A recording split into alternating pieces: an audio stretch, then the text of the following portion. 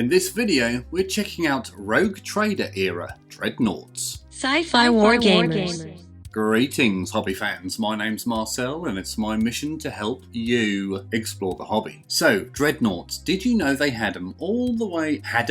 Did you know they had them? Did you know they had them all the way back in the late 80s? And there were 3 variants, I think, and they were the Imperial Dreadnought, the Orc Dreadnought, and the Eldar Dreadnought. So that's 3. If there were any others, I'm not actually aware of them. So if there's any experts that knows of a secret Dreadnought, then please let me know in the comments below. Anyway, so let's go in and have a look at these Oldhammer Dreadnoughts. Warhammer 40,000 Rogue Trader Dreadnoughts.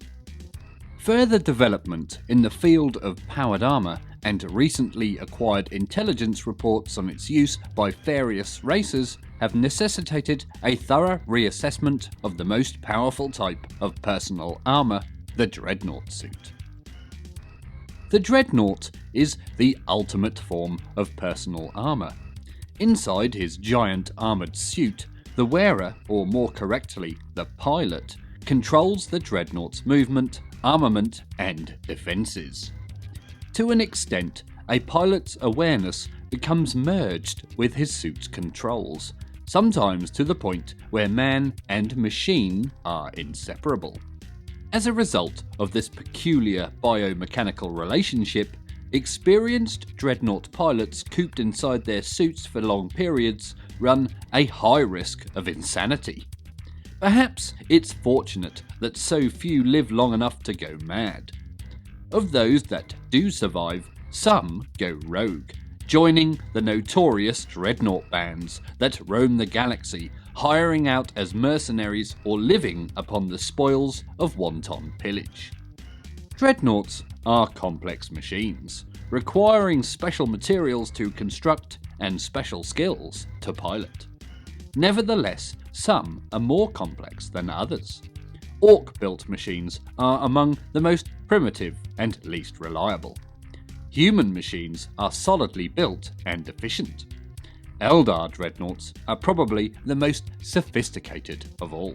Amidst the hammering of iron and chanting of runes, the weapon shops of Mars turn out Imperial Dreadnoughts to time-honoured and hallowed designs. The most enduring types are the Imperial Battle Armour classes Contemptor, Deredeo, and Furibundus, whimsically known by the troops as Chuck, Eddie, and Fury. These war machines are built for the Imperial armies and Space Marine chapters. Many find their way into the private armies of Imperial commanders. Marine Dreadnoughts are commonly modified by the purchasing chapter in order to meet the unit's specific needs. Some chapters even go to the trouble of building their own Dreadnoughts, but most rely upon the legendary construction skills of the Adeptus Mechanicus. Unlike the Imperium, which has a centralised arsenal, weapons manufacture on Orc worlds is dependent on the individual patronage of great warlords. Skilled Orc weaponsmiths, or mechaniacs as they are called, are employed by the richer and more influential warlords to make weapons for their forces. In Orc society, Dreadnoughts are a costly, high-prestige weapon. Only the more powerful can afford to buy them. Only the most powerful of all can afford to armour retainers in the same fashion. The technically advanced Eldar house giant automated factories in their craft worlds. These factories not only build all the mundane items and military artifacts used by the Eldar, but they design them too. The Eldar craftsmen who operate these machines have only to select the aesthetic form of their creations, this being the most important element of design as far as Eldar are concerned. Eldar Dreadnoughts are tall and elegant machines, whose waspish lines conceal enormous killing potential. The power plant that lies at the heart of each Dreadnought may be a crystal battery, a nuclear engine, a polarizing gravitic bed, or a conventional combustion engine. The actual technology used is not strictly important, except of course in terms of refueling and supply. Crystal batteries are commonly used by humans and Eldar, whilst Orc machines normally employ combustion engines.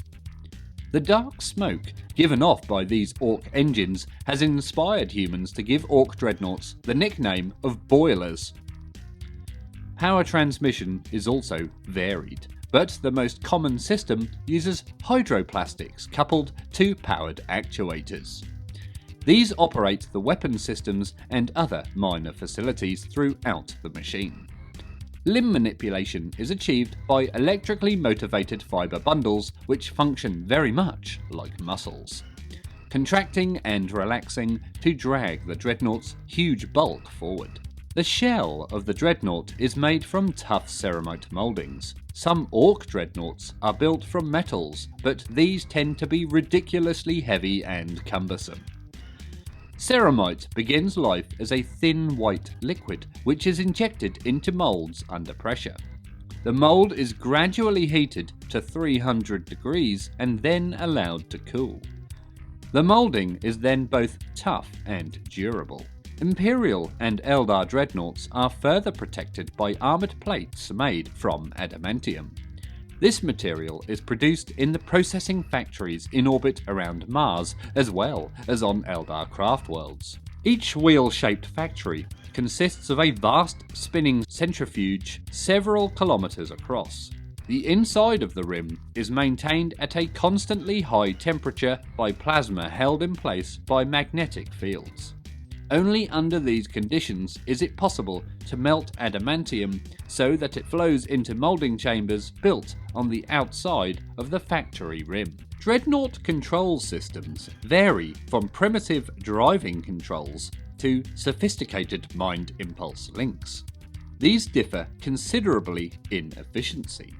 Orcs, whose technological know-how is more limited, prefer to rely on a driving system rather like a vehicle. These are slow compared to the Mind Impulse systems, but are relatively cheap to build. Mind Impulse links are used by Eldar as a matter of course, allowing the pilot to literally become the Dreadnought, controlling its movements, actions and sensors by the power of thought alone. Imperial Mind Impulse technology is rather unreliable. An alternative is to use surgery to merge the pilot to his Dreadnought's control systems. This has all the advantages of the Mind Impulse link and is far cheaper. The pilot is surgically implanted into his armoured capsule, suspended in a special amniotic fluid which sustains him for the remainder of his life. Once encapsulated in this way, the pilot becomes part of the machine, and cannot leave it unless the Dreadnought is damaged or destroyed, when an ejector seat permits his escape. In the Imperium, Dreadnoughts are built as basic shells. The customer, be it the Army, Space Marines or an Imperial commander, has the option of fitting extra armour and control systems. The same is true of Eldar Dreadnoughts, where the designer can specify these particulars during production. Orc Dreadnoughts are usually constructed to the specific requirements of the proud owner. These may include such cultural refinements as go faster stripes, flared leg arches and fairy dice in the pilot's capsule.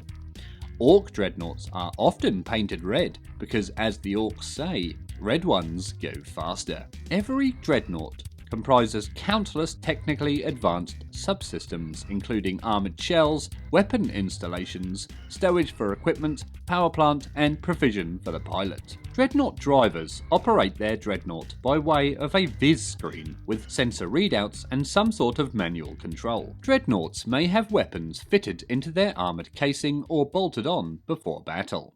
It is therefore easy to vary weaponry slightly, depending on the nature of the battle being fought. Weapons can include any weapon type available to the race building of Dreadnought. There now follows some typical Dreadnought equipment. Targeters. These are Mind Impulse and Spinal Link machines that automatically have a targeter for each weapon-bearing limb. This is a program, not a piece of equipment. Suspensors are included in all heavy machinery, so that the additional weight of equipment does not affect the Dreadnought's movement. They are also sometimes equipped with ejector seats. In most cases, this is in the form of an armoured capsule containing the pilot.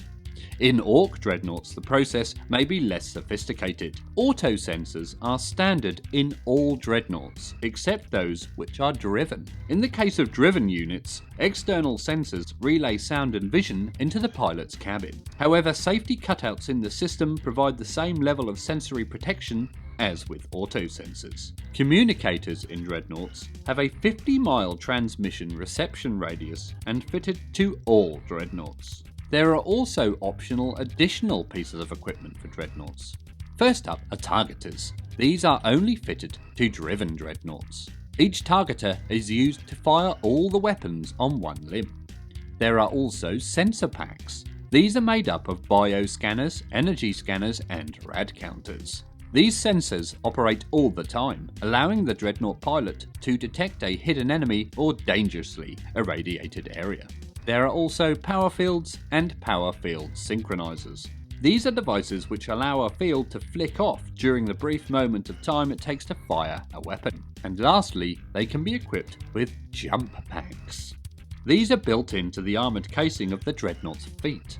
These function exactly like ordinary Jumppacks, but are far bigger. In addition, Dreadnoughts, which have manipulative limbs, i.e. mechanical hands, may use these to make frontal hand-to-hand combat attacks. Of course, we have only scratched the surface of Dreadnought lore. What about Dreadnoughts in space, assaulting and capturing ships? Then there are the famed Dreadnought legions of the Imperium, whole armies made up of Dreadnoughts ready to meet the threat of the unknown.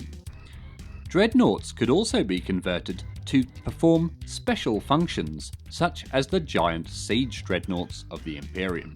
Machines whose piston-like arms incorporate drills, mechanical diggers and deadly weapons such as petards and lascutters. Even the assassins make use of dreadnoughts, carrying bombs deep into the heart of an enemy-held fortress as part of a daring suicide mission. So there you have it, Rogue Trader era Oldhammer Dreadnoughts. Which one was your favourite? Did you like the Imperial Dreadnought? Have you ever heard of Rod, Jane and Freddy? Did you like the Orc Dreadnought? Did you like the way it could stack up like multiple beef patties in a McDonald's hamburger? Did you like the spindly legs of the Eldar Dreadnought? They were very long and very slender. However, the Eldar Dreadnoughts also were painted in marvellous 1980s Miami Vice looking paint jobs, and I think they look absolutely smashing. Let me know in the comments below. If you enjoy this If you enjoy the content on this channel, then please consider joining the Patreon,